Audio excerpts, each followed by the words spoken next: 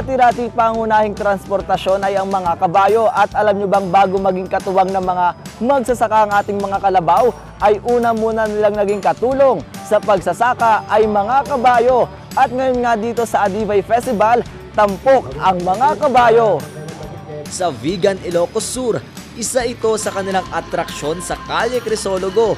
Sa Kabayan, Benguet naman, katuwang na mga pulis sa kanilang pagpapatrolya ang mga kabayo. Sa bansang Denmark, ginagamit ang kabayo sa psychotherapy dahil nakakatanggal daw ng takot ang pagsakay dito. Sa bansang Greece, madalas ibida ang mga kabayo sa teatro. Sa Cordillera, bahagi ng tradisyon sa paglilibing ng kaanak ang kabayo.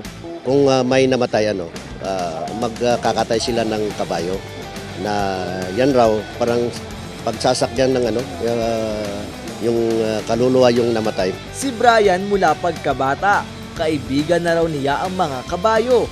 Maaga siyang tinuruan ng kanyang tiyuhin sa pangangabayo. Sa edad na 18 taong gulang, isa siya sa pinakabatang sumabak sa Dong Bani Cavallo o karera ng mga kabayo sa Adivay Festival ng Benguet. Alagaan mo lang ng mabuti para maano rin sa'yo. Huwag mo masyadong saktan. Huwag mong saktan kasi pag sinasaktan mo, magagalit rin sa'yo. Ang Dong Bani Cavallo ay taunang aktibidad sa Adivay Festival para ipakita ang kahalagahan ng mga kabayo. Would like to showcase na ito yung mga kinagigiliwan ng mga tao sa probinsya ng Benguet. Parang hobby aside from being a means of transportation. Ilan sa mga laro ang flag race gamit ang mga kabayo kung saan ililipat ang flag sa magkabilang dulo. Pole bending. Sack race kasama ang kabayo. At syempre, ang horse race na may iba't ibang kategorya na medium horse, dwarf horse, at ang Jack Lady Horse Race na mga babae ang nakasakay. Yan, so para nga lahat tayo ay marunong mga bayo, kailangan muna natin gawin ay itaas natin tong ating kaliwang paa dito sa tungtungan natin or sa tapakan. Tapos dito sa saddle corn, kailangan natin ihawak yung ating kanang kamay.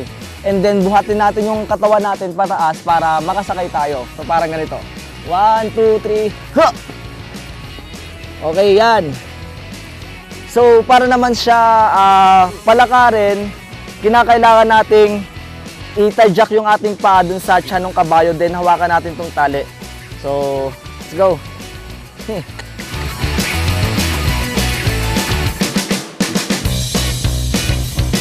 Kaya naman sa ating mga kapamilya, ang kabayo po ay ating kaibigan, kaya naman wag natin silang gagamitin sa anumang uri ng sugal.